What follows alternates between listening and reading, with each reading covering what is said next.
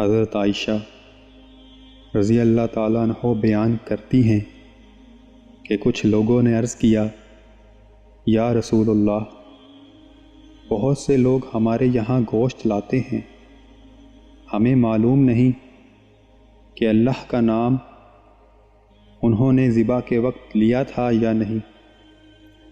اس پر رسول اللہ صلی اللہ علیہ وآلہ وسلم نے فرمایا کہ تم بسم اللہ پڑھ کے اسے کھا لیا کرو۔